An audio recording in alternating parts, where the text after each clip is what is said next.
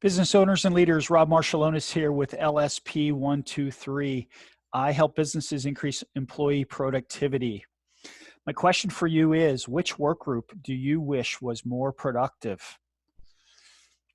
What I'd like to do is share a productivity solution with you, and this is one that applies to many of you, and it has to do with overtime.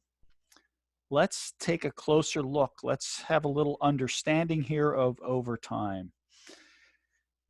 So think of an employee who's working a 10-hour day, maybe first day of the week, maybe a Monday, and works 10 hours on the first day, works 10 hours on a second day, 10 hours on a third day, and 10 hours on a fourth day. This is what a work week looks like for many of you, and oftentimes there's a fifth work day added for different reasons. An employee works 50 hours total. If we do some math, employees earning $20 an hour on the first day, they earn $200, $200 on the second day, $200 on the third day, $200 on the fourth day, and on the fifth day, because of overtime, time and a half, they earn an extra $100 or $300 total. Right? Typical scenario for many of you who may be watching this. So let's think about this and look at the math. If we look at 40 hours times $20 an hour in straight time, $800 of earnings for that employee. With another 10 hours on top of that at $30 an hour, that employee will earn an extra $300 or $1,100 total. What's interesting about this, though, specifically, I think, is if you look at the percent increase in income that an employee earns, that he or she would earn, and that you would pay is 37.5% extra for payroll on your payroll for that week. So if you have one employee, and this happens occasionally, maybe no big deal. One employee, this happens all the time. Good to know what this looks like for the employee and for you.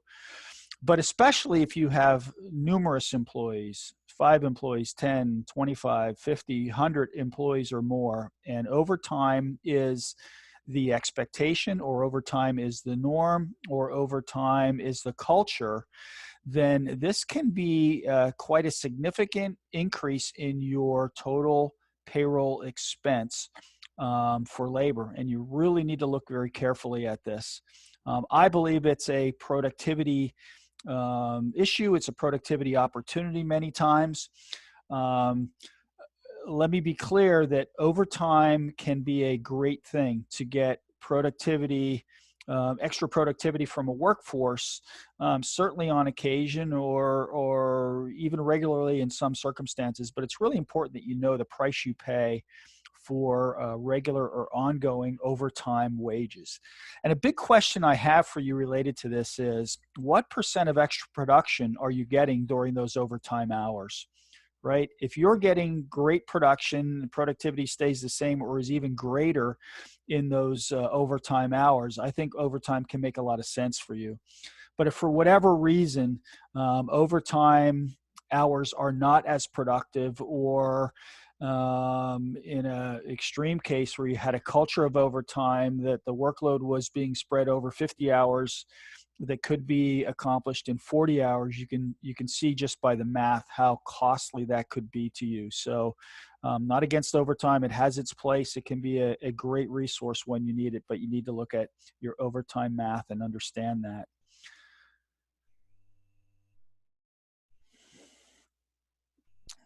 Question for you as we wind this down is, do you have a work group productivity plan? That's really the issue. More important than overtime is productivity and how you're managing that. Do you have a work group productivity plan? It's real critical that you think about this and put something in place. And that way you can justify many of the things you do, overtime included, if you have a strong work group productivity plan.